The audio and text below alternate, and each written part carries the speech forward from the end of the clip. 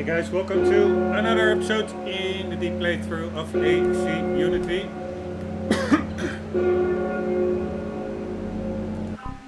We are still in the epilogue section of getting the main campaign, all the side mission, everything is already done, 100% in all the categories, but I am still mopping up database entries to also get the full lore and historical tidbits and character description and stuff also in the playthrough. So we already did people and locations in the last couple of episodes, and currently we are, I have to think a bit, I think we were in events. Or maybe we already went through it. This one we did Mirabeau.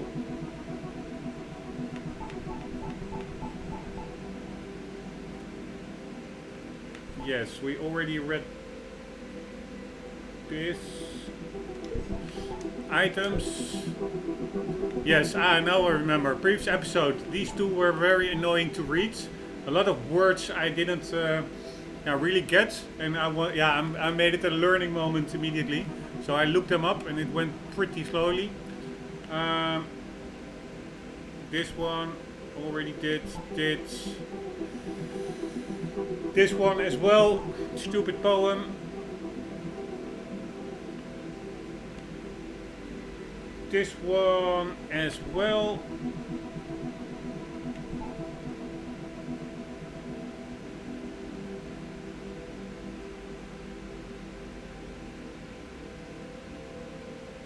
I think we were over here. So let's start. Sorry, I had to regain my bearings.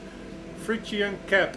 And by the way, if I am for sure, I know I already read an entry during the playthrough itself, I will skip it.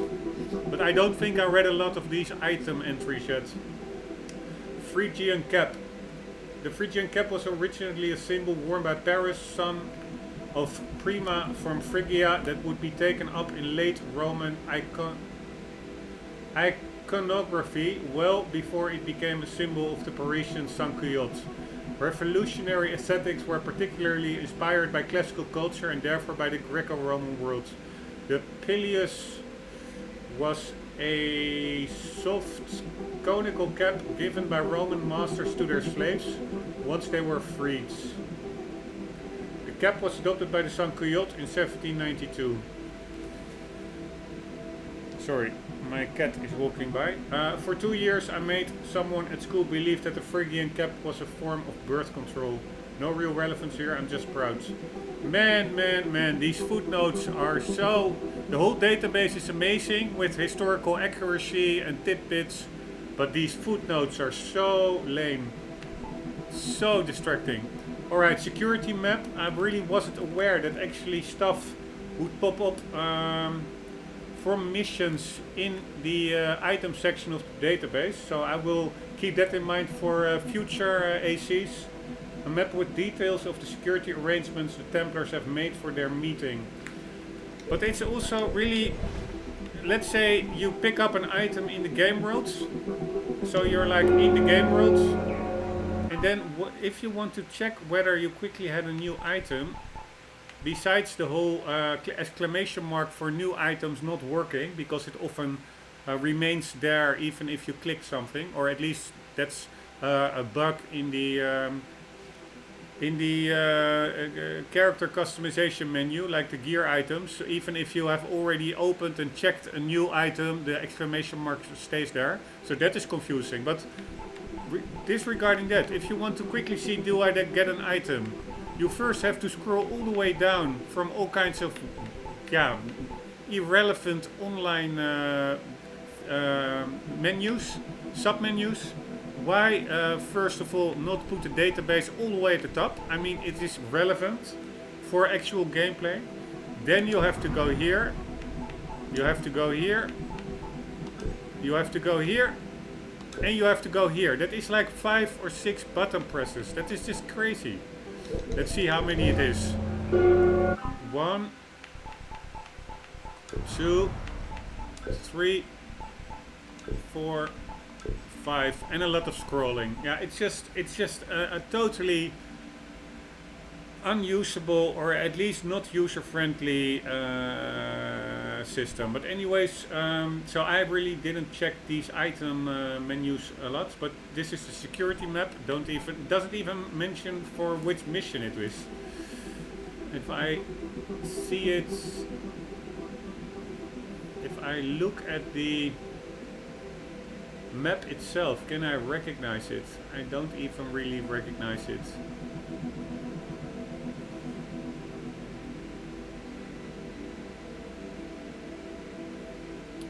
Nope. Alright, The Barber of Seville, the first of the plays from the Figaro trilogy by Pierre-Augustin Caron de Beaumarchais. The Barber of Seville, 1775, tells the story of a gentleman from Seville, the Count Almaviva, who sets out to win the heart of Rosine, ward to the aging and unscrupulous Bartolo. This he achieves thanks to the ruse of his clever valet, Figaro. Almaviva, under the name Lindoro, disguises himself as a poor student to gain entry and upset Bartolo's plans. Rossini used to play as a libretto for his opera of the same name in 1816.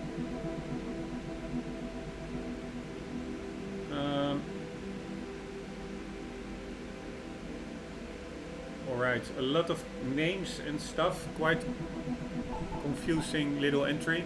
The guillotine, referred to by a number of euphemisms during the revolution, the little window, the national razor. Ah, this is actually a clue from one of the Nostradamus enigmas, where I think it was about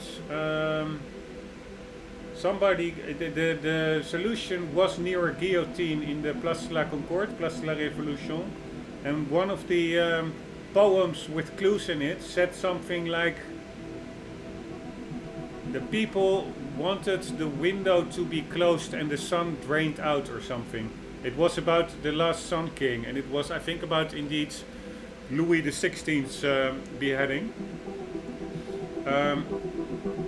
And here I didn't know that indeed the guillotine was nicknamed the Little Window. So that clue, they wanted the window to be closed, was another referral to or reference to the guillotine. The national razor and a cat's hole. A cat's hole, what the hell is that?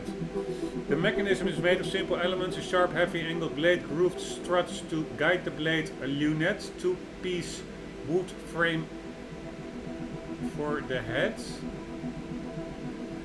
and a release mechanism. The revolutionaries considered the guillotine as an advance for humanity. At the time, public executions could go horribly wrong. If the executioner did not manage to sever the victim's neck with a single swing of the sword, he could face legal proceedings for inflicting suffering that was not otherwise stated in the execution sentence. The guillotine was seen as a more humane, equal form of execution valid for all citizens. Dr. Guillotine asserted that victims would only feel a slight breath of air on their neck. A persistent legend surrounds the design of the guillotine, according to which Dr. Joseph Ignace Guillotine reputedly asked for the king's advice concerning the creation of his famous machine, at which point the king suggested an angled blade. The king, of course, lost his head to the device on January the 21st, 1793 in the Place de la Révolution. Alright. The Marriage of Figaro, written by the playwright Pierre Auguste. We already did that, right? What's this? This is the first of the plays from the Figaro trilogy. Ah, it's a trilogy. Written by the playwright Pierre-Augustin Caron de Beaumarchais. The Marriage of Figaro, played for the first time on April 27, 1984 at the all-new Theatre de l'Odéon in Paris. It follows on from The Barber of Seville. The play was popularly received as an indictment of the aristocracy. Each of its 5 acts criticizes the privileges and hierarchies inherent to the Ancien regime. In the play, the main character, the valet Figaro, must foil the plans of his master, the Count Almaviva, who intends to take advantage of his bride-to-be, Susanna. The defining moment of the play is Figaro's long monologue in the fifth act, when he directly challenges the Count. What have you done to deserve such advantages? Put yourself to the trouble of being born? Nothing more? Put yourself to the trouble of being born. Nothing more. At the time, such words were scandalous, and within his broad comedy, Beaumarchais had pithily summed up the logic of the common revolution. In 1786, Mozart composed music for an opera based on the play. Alright, I'm just curious, pithily, I don't think that is like pity, like empathy and stuff, but I think it's something else.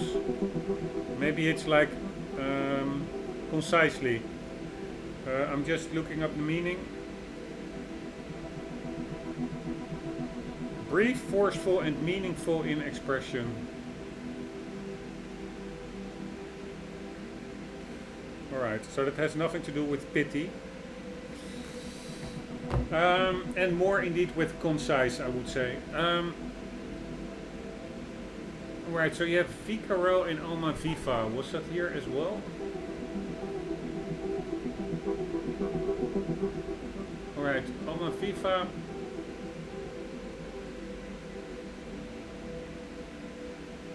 Alright, in the Barber of Seville, Almaviva is the one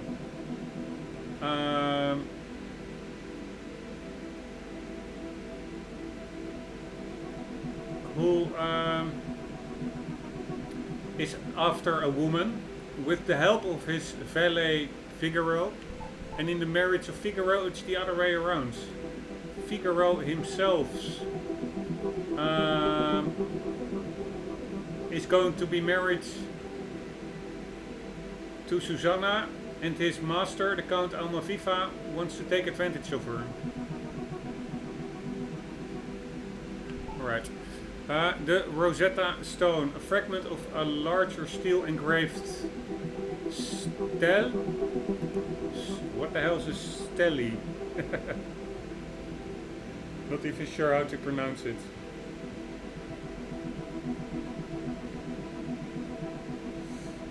One moment, I'm just checking it up in Google and also in my native tongue. Never heard of stele.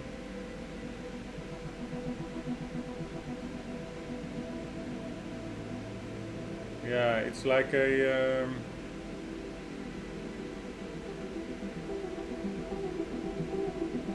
the word is like a memorial plate or something. An icon. Let's check the definition. I was now first checking the translation. Another term for stela.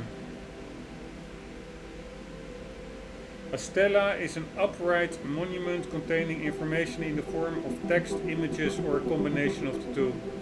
Stela have been used to commemorate people or events, to delineate physical spaces, or as an object through which to access the dead or divine. Alright, a fragment of a larger stele or stela, I'm not sure, engraved with 3 versions of the same text in 3 different languages. The Rosetta Stone is actually a decree issued on behalf of King Ptolemy V in 196 before Christ. It was discovered during Napoleon's campaign in Egypt. It was unique in that it offered Egyptologists the basis in ancient Greek with which to decipher hieroglyphics. Jean-François Champollion deciphered the text to ultimately obtain the key to understanding Egyptian hieroglyphics.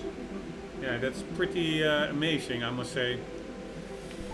The solar cannon of the Palais Royal, designed in '86 by watchmaker and inventor Robert Rousseau. The solar cannon allowed strollers at the Palais Royal to adjust their timepieces. When the sun reached the meridian, a magnifying glass was arranged so that the sun's rays were directed to the touch hole of a small cannon. At noon precisely, it went off with a bang. A restored cannon works to this day. It's very cool that actually this is part of one of the murder mysteries. Really nice writing, I must say. Alright, that was that one. Now we have a section that I'm a little bit afraid of because it looks to be very long. These are all the assassin intels that we obtained in the Helix Riftfish areas where we had to save trapped assassins. And apparently I guess you could gain intel then. But yeah, let's just try to race through it. Archived conversation, 24 January 2014. A transcribed telephone conversation between LeMay and Grammatica. Hello, Miss LeMay, it's Alvaro. Have you settled into your new office? Just a few more boxes to unpack. Good, it's a big space. Almost too big. Olivier felt the same way. Ah, but the view is incredible if I remember right. That's true. Listen, I'll be in Montreal for a week next month, so we can talk more in depth at that point. Until then, I'll send you some documents to give you a rough idea about what sort of data we'll be looking for in the next few years. Okay, I'll have plenty of time next month to review them. Good, good. Also, when you have a spare moment, I wonder if you'd write up a detailed reminiscence, I suppose, or a memoir of your time with John Standish. How long you worked with him, how often you talked, what you know about his personal life, that sort of thing. Okay, absolutely. You sound hesitant.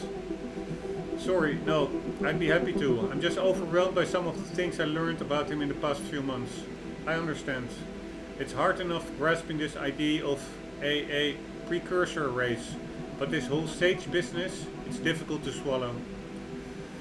Of course, the document I'm sending you should go some way to easing you into some pretty strange discoveries, but make sure you're sitting down when you read them. Oh god, okay, thanks, no problem, stay in touch. I will. And congratulations on your new position. Thank you, I'm looking forward to working with your team. Good, take care. Call ends. Alright, they're pretty long, but I can get through them quite quickly. So, and they're actually, this is real lore. So I do like these entries. A lot more, for instance, than those historical poets in the previous, poems in the previous section. But who the hell is John Standish? 1 second. John Standish. Some kind of a precursor. Was a sage and a member of the Instruments of the First Will. He actually worked or lived in the modern times, 75 to 2013. He was the head of the IT department at Abstergo. In order to affect the First Will's plans, John operated as an assassin insider at Abstergo Entertainment. John had access to all of the building security and infrastructure systems. However, even with this access, he used other employees to retrieve sensitive information for him as a way to mask his involvement. Alright, I'm hoping now that I'm not spoiling like major plot points for myself and maybe also the viewers who are still wanting to embark on earlier AC games. Because after this one I will be doing AC3, Black Flag and Rogue. So, but yeah, it is what it is. This one is done. Letter of promotion. Alan Ricking, Chief Executive Officer, Abstergo Industries, Washington DC, 21st January 2014. Dear Ms. LeMay, congratulations on your promotion. I am thrilled that you have decided to continue your career with our organization, and I'm delighted that someone of your experience and caliber considers Abstergo Entertainment a natural fit for your talents. As the Chief Executive Creative Officer at Abstergo Entertainment, you will play an integral part in the continued growth and development of the Abstergo family, a brand respected and cherished the world over. As a long-time employee, you certainly need no introduction to our internal philosophy, our priorities and our commitment to excellence. None of this changes, of course, and rest assured that you will have our full support to continue this legacy during your tenure as CCO. What the hell is CCO? Ah, Chief Creative Officer. I thought he was referring to himself when mentioning it here, but that's actually what he is. Alan Rickon is CEO, and he's addressing Miss LeMay, who will be the new CEO.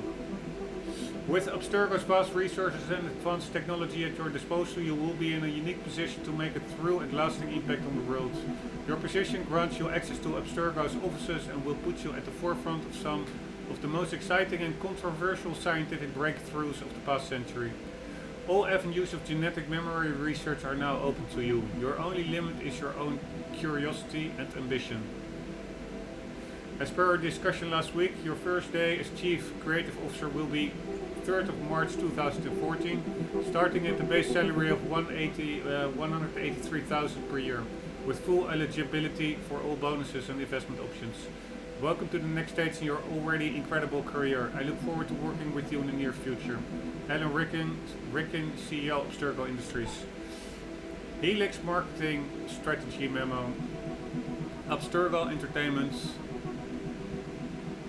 Helix Team Virtual Entertainment Exposition. Press training. By the way, this is actually pretty cool. This is, I think, the Abstergo is more or less pro-Templar. So, and I think that's a bit weird. Like a sage, like Germain, I think in this AC Unity story also was a sage.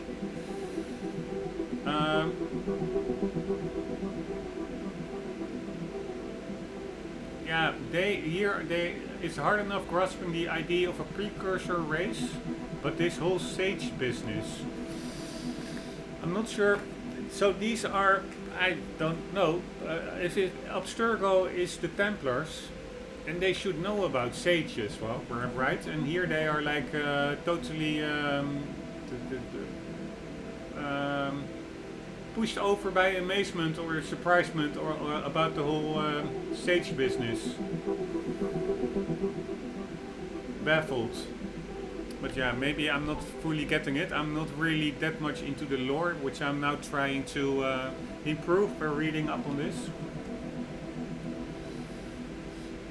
Details: where? Los Angeles, California, Aurora Center, downtown. When? 10 to 12 June 2014. Who? Melanie LeMay, CCO, Mark Schelling, executive producer, Pierre-Louis Bélanger, project director, Anthony Gbinigi, tech director, Gbinigi, what a weird name. Lodgings to be determined. There are 3 hotels downtown we generally use. Contact Jennifer, Tam, me. And then their email address, key messages. Helix is not a virtual reality, it is a virtual experience of actual history. History is your playground. Helix is built on Animus technology, Abstergo's proprietary genetic memory extraction hardware.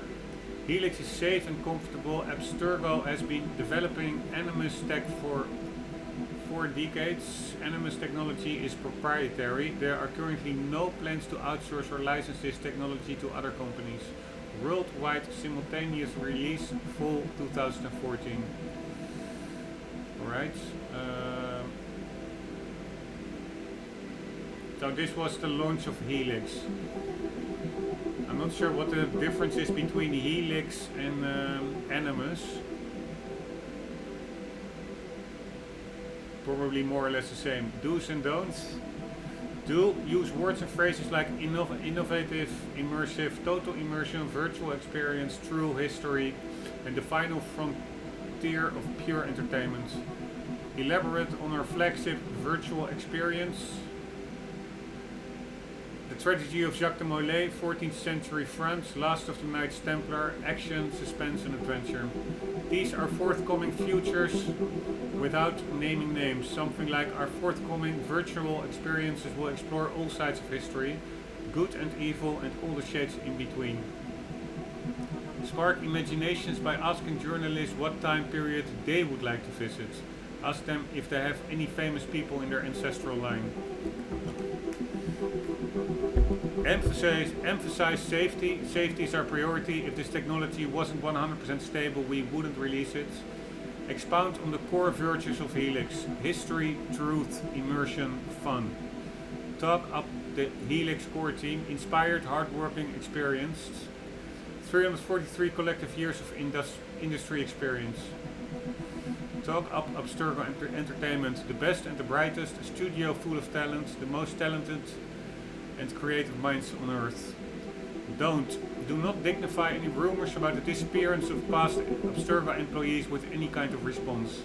These rumors are scurrilous attempts to tarnish our company's reputation and should be brushed off with a simple "we don't respond to false accusations and crackpot theories." Alright, I'm just curious. Scurrilous.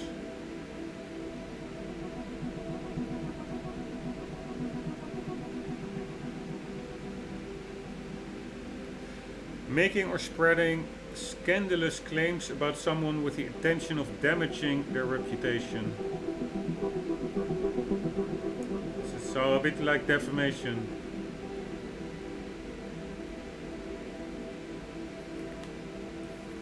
One moment, just quickly checking the translation. Alright, do not mention data tracking, Cortex monitoring, fMRI, Omega technology, hippocampal shock, occipital ghosting, brain death, server bridges, rogue programs, or Euro detail. These are industry terms what will only raise false alarms in the minds of muck-raking entertainment bloggers from San Francisco. I would say these are industry terms which, not what. The last thing we need is a 60-point hyperventilating headline on the front page of some squawking tech blog proclaiming Abstergo Entertainment is trying to kill you. Alright, 1 second, I'm just curious.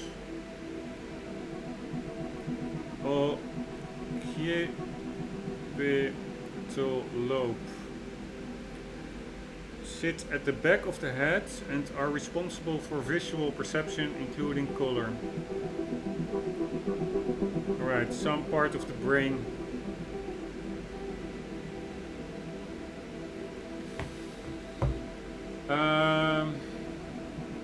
Do not answer questions about Abstergo. Did I other stuff? Hippocampal is, I think, from the hippocampus. That's also some kind of brain part. And the rest, Cortex, I think, also. Let's quickly make it a learning moment.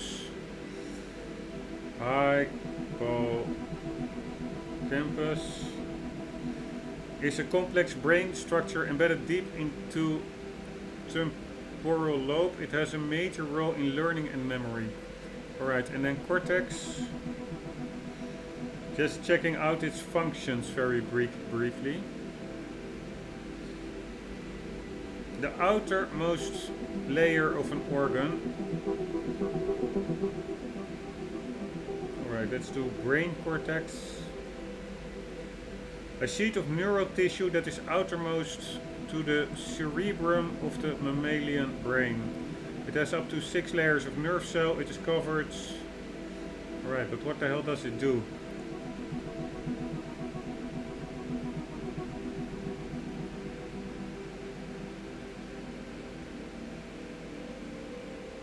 It's concerned with the most familiar functions we associate with the human brain.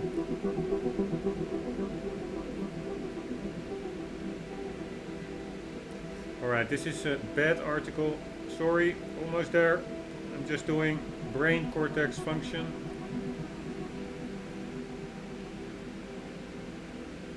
Higher level processes such as consciousness, thought, emotion, reasoning, language, and memory. So that is like totally contradictory to that other article, which actually said, oh my god, why is this freaking internet working so unstable?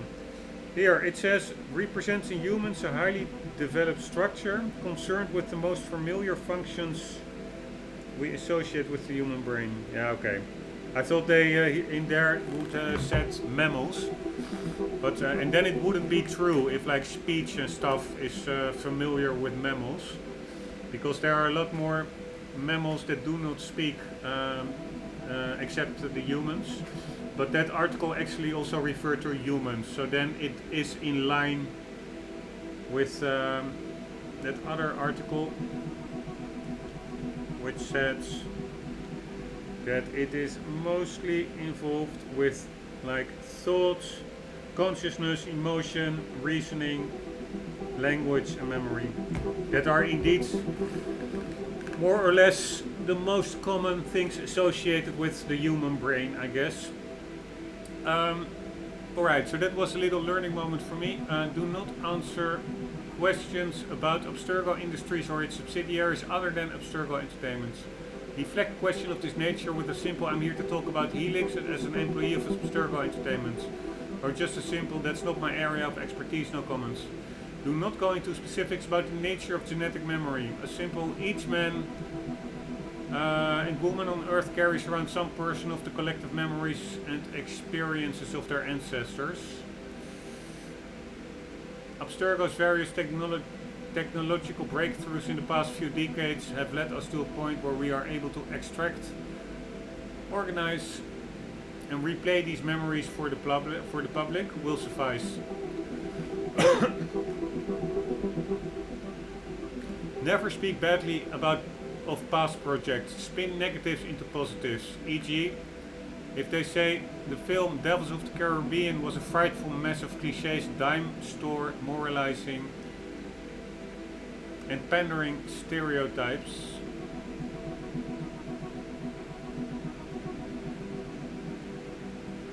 who thought this bucket of bilge water was a good idea? You say, certainly we realized very early in production that Devils of the Caribbean would not be the ideal experience for everyone, but for those who want a fun, exciting and light-hearted look at the golden age of piracy, their ship has come to ports.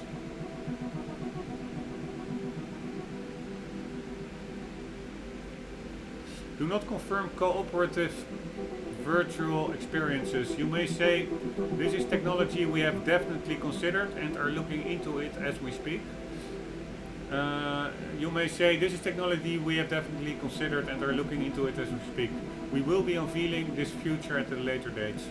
Alright, that was a pretty slow one. Character witness testimonial. Melanie LeMay, CCO Abstergo Entertainment, 15 March 2014, to whom it may concern. In the furtherance of the ongoing investigation of the late John Standish, former Information Technology Director at Abstergo Entertainment, I've been asked to provide a short reminiscence of our working relationship with the hope that it may shed some light on his bizarre actions immediately preceding his death in November 2013. I should begin by saying that I did not... Yeah, I think this is maybe part of AC Rogue, which I think is the prequel to Unity. So it's a bummer, I still have to play Rogue, but yeah, it is what it is. I should begin by saying that I did not know John well. His time at Abstergo Entertainment was brief, 7 months, 3 days to be precise, and in that time our friendship was almost exclusively professional. We attended the same directors' meetings and often found ourselves on the same side of long-standing discussions about this or that project. The subject of these conversations was always work-related, professional, appropriate, nothing out of the ordinary. On 2 occasions only did I see him in what could be called social circumstances. The first was in June 2013 on the evening of Abstergo Entertainment's yearly assembly, held that year in a riverside park in the heart of Montreal's Old Port. I remember it was a lovely evening and very hot, so the lines for the bar were quite long. At some point I too was waiting in a queue for another glass of white wine for myself and a beer for a friend, when I realized John was standing just behind me. He said hello and we discussed the various bits of news Oliver had just announced at the assembly meeting. Then our talk turned to more personal subjects. I remember he said he was from the United States, born in a small town in Maryland, the name of which escapes me. I asked about the peculiarity of his accent, and he thought it had something to do with the amount of traveling he did with his family. He hinted at a rather lonely childhood with few stable friendship, though he laughed this off as though it no longer bothered him. Our conversation then drifted to generalities about our current project. I was in those summer weeks still in pre-production for the Sample 17 project and told him things were proceeding well. He then asked me if Abstergo Entertainment had access to any of the old Animus 1.28 models. I told him I didn't think we did, as these models were not Helix compatible and were therefore of no use to us at Abstergo Entertainment. He said that was too bad, and when I asked him why, he said something to the effect of, "I'd love a quick trip through my own messy past." This didn't strike me as odd at the time. At one point or another, most of our employees express a desire to peek into their own genetic memories. But I had to disabuse him of any ideas that it was a possibility. Disabuse, what a weird word. It's like disconvince, or but why would the word abuse be in that? Disabuse meaning. Persuade someone that an idea or belief is mistaken. So that is not abusing. Really awkward words. 1 second. Etymology. It was the French who first appended their prefix de to their verb abuser. Yeah, so it comes from disabuse, which is French.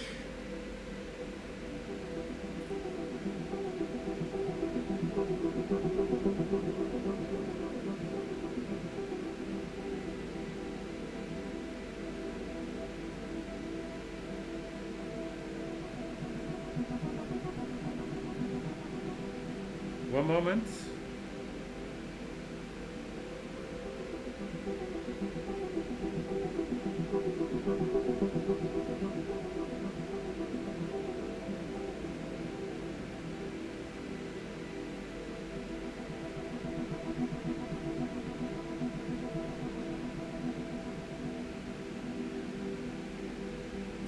Alright, this is just a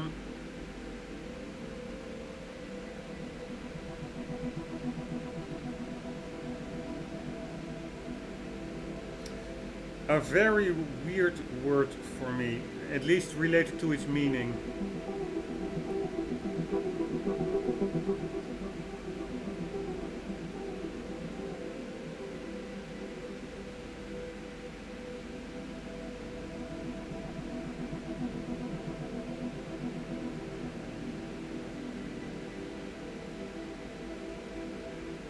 One moment, I'm just this really is the weirdest word I've seen in the whole playthrough.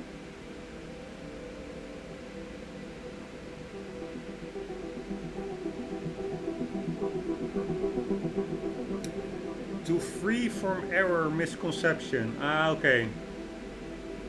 Then I would call it dis-error or something, not abuse. Abuse is not the same as error. It's something totally different.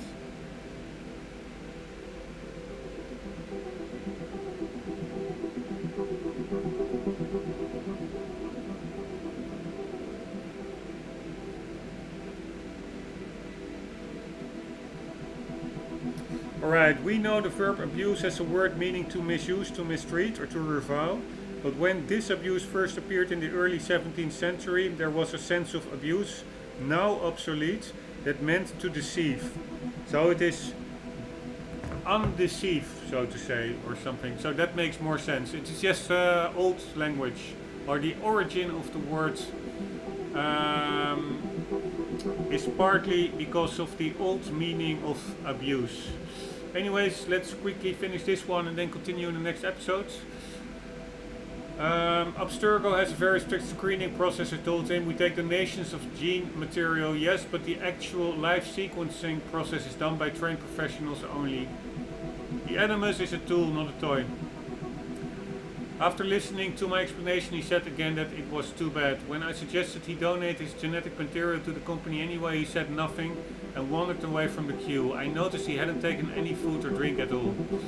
The second occasion was not so much a meeting as it was a sighting. It was on a Saturday in Montreal at some point in the late summer. I was walking down Parc towards Sherbrooke when I decided to stop by my favorite cafe for a drink. While waiting for my coffee, I happened to notice John was there too, sitting by himself in a far corner of the establishment, hunched over a small laptop and staring at the screen intently. His face was very flushed as streams of tears ran down his face. He looked distraught, as if a close relation had died and he had just heard the news. As I waited, watching him intermittently, I realized that he was talking to someone, most likely via video or voice chat.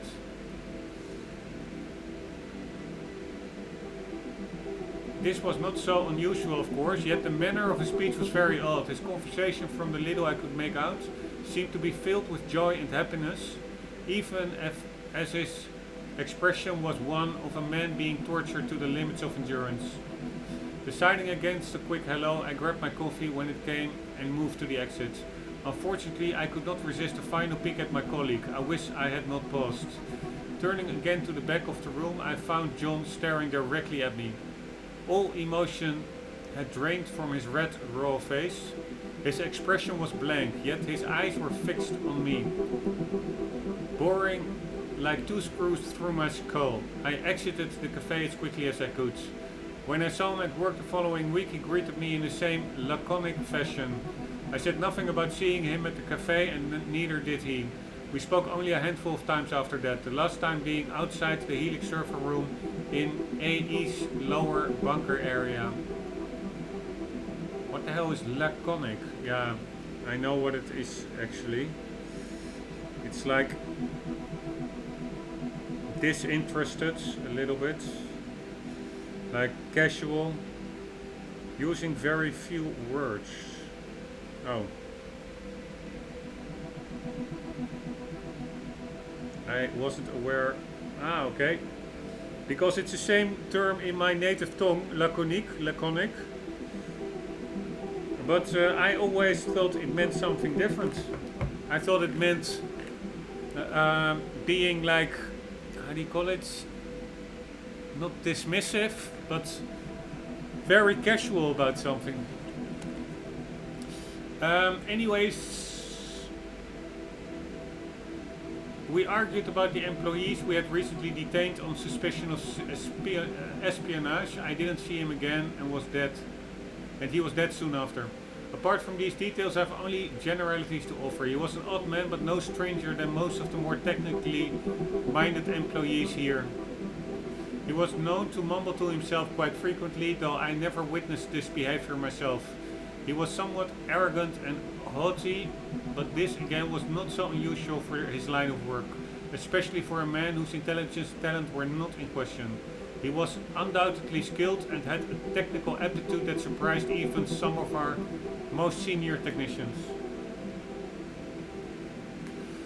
If you have any further questions, don't hesitate to contact me, Melanie Lemay, CCO Observer Entertainment. Alright, that one is ready. We have 5. Yeah, we have still so much to do. But yeah, maybe not all of them are that long. Guys, I hope you enjoyed. I hope to see you in the next one. For the meantime, do not forget, always do keep on gaming. See you later.